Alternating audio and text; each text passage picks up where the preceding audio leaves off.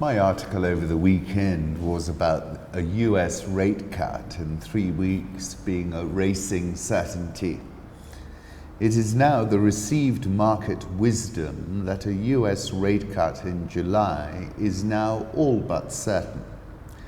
In fact, the market in its wisdom is now pricing in 4 rate cuts through 2020.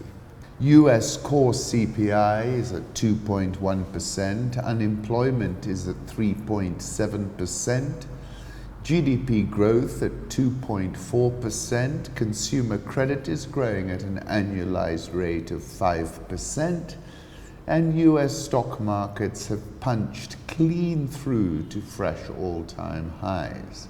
In fact, it is being reported that Chinese journalists have been proscribed from comparing the US and Chinese stock markets. This is indeed a quite incredible moment in monetary policy making, where the markets have led policymakers by the nose into a situation of voodoo economics, plain and simple.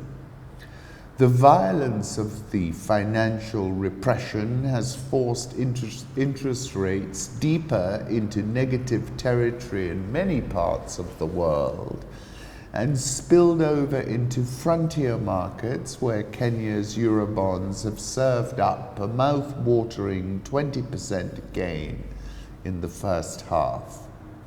The impulse has been so violent, it has overwhelmed just about every other calculation.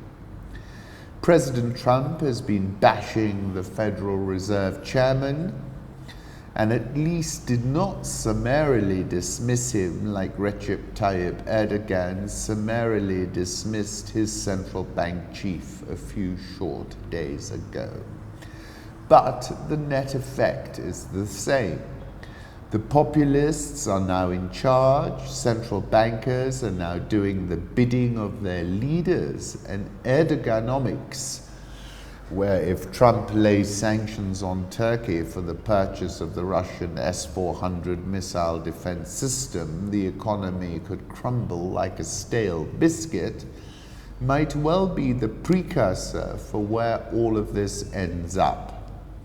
The parrot is as dead as it was in the Monty Python sketch. Never mind that, my lad, I wish to complain about this parrot, what I purchased not half an hour ago from this very boutique. Oh yes, the Norwegian blue, what's wrong with it? I'll tell you what's wrong with it, my lad, he's dead, that's what's wrong with it. No, he's resting. Look, matey, I know a dead parrot when I see one, and I'm looking at one right now. No, he's not dead, he's resting. Remarkable bird, the Norwegian blue. Beautiful plumage.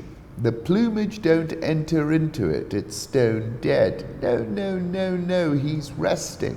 All right then, if he's resting, I'll wake him up.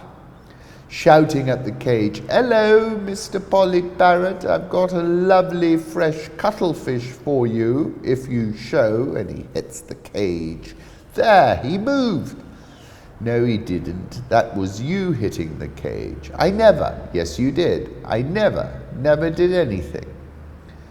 Specifically with respect to the United States, stoking up the fire with rate cuts is a very dangerous situation because according to my calculations, the Fed will need to be raising rates into the election, something that will turn Trump apoplectic, I am sure.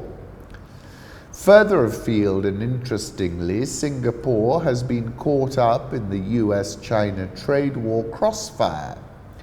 GDP in the export-reliant city-state shrank an annualized 3.4% in the second quarter from the previous 3 months, the biggest decline since 2012. Singapore is an outward-facing economy, unlike the US, which is much more inward-facing. And therefore, this slowdown funk was predicted and predictable.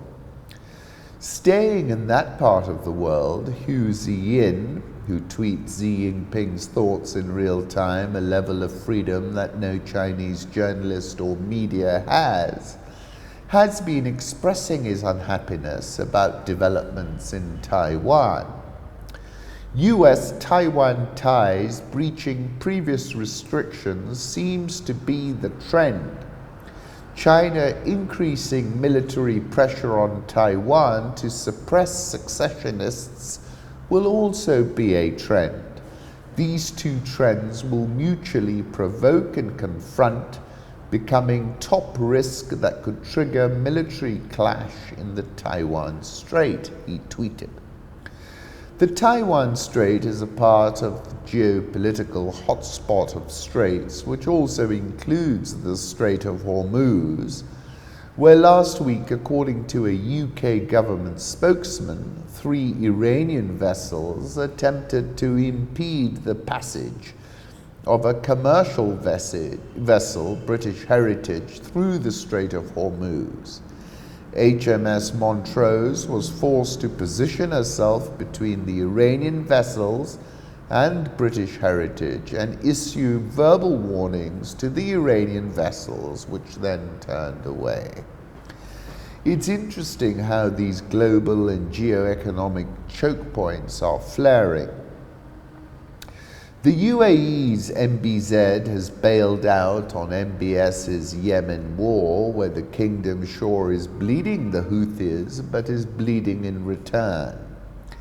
How MBS will extract the kingdom from this unwinnable war is as much a mystery as is the orb that appeared in the painting Salvatore Mundi, a painting that MBS bought for $550 million, and in Trump's first visit to the kingdom.